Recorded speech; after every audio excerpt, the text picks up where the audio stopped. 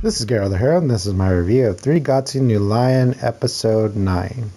So, in this episode, we're again reminded of basically what Ray was thinking about when his sister, well, his stepsister, was trying to give him a guilt trip about basically if he defeats this old guy that's played for 40 years, that'll basically ruin his life and everything.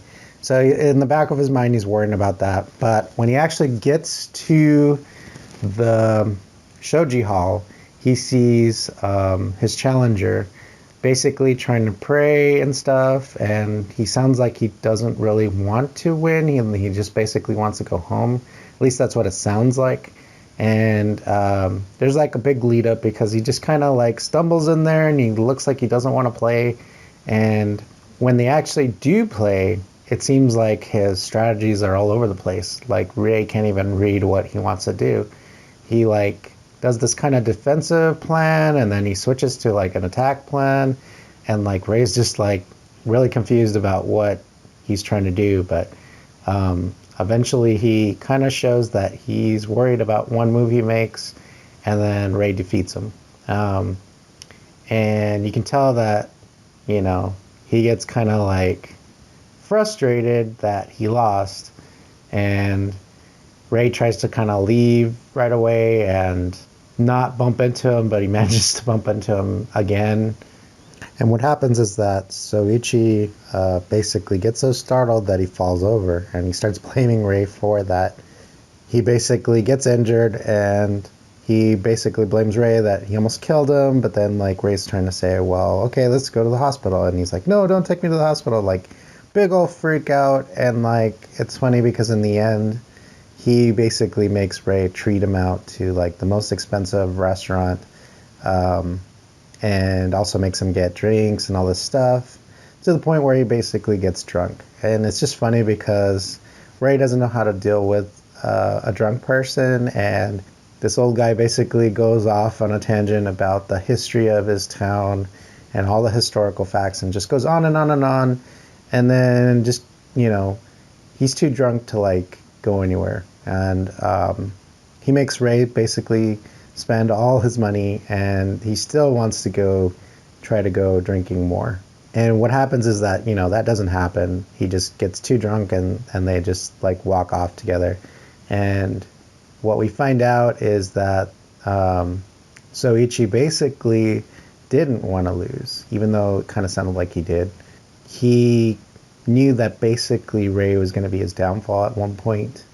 He kind of felt better that basically that Ray was kind of a nice looking person, and that if he's going to get taken out and have to retire, then it's okay that it's Ray.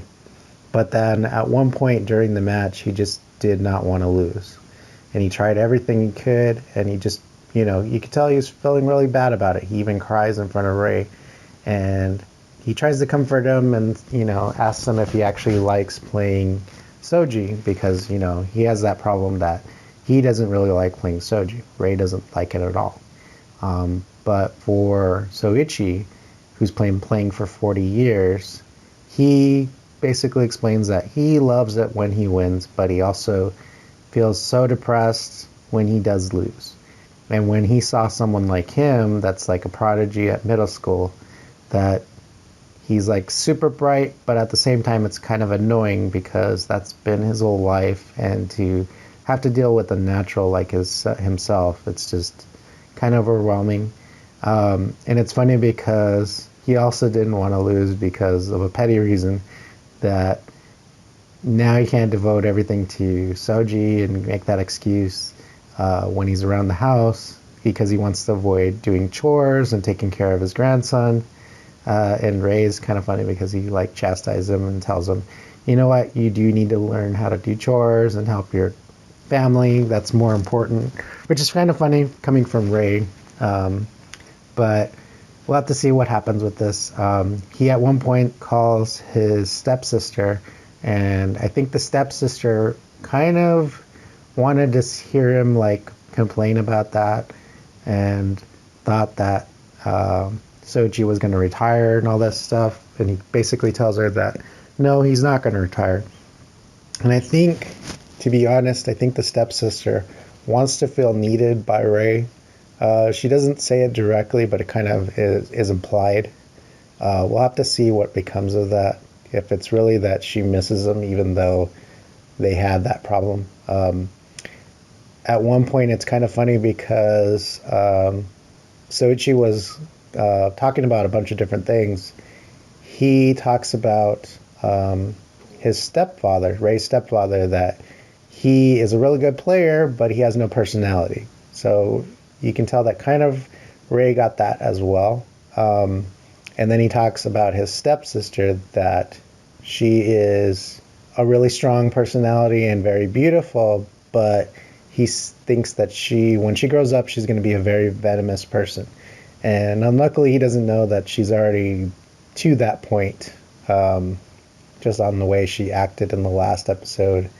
And he also called out that she probably tormented you when you were little. And he does, of course, Ray doesn't say anything because that's true. But we'll have to see what happens with him interacting with his stepsister. I have a feeling there's more to it, or there's going to be more interactions with that. I kind of wish that they kind of make amends, but I don't know, given his stepsister's personality. We'll have to see. It's very interesting. I look forward to the next episode.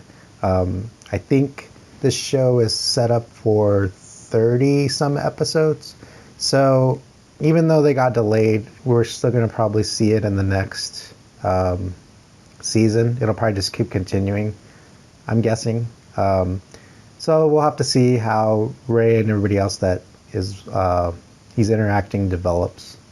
So like always, comment below, subscribe, and follow me on Twitter, and I will see you next time.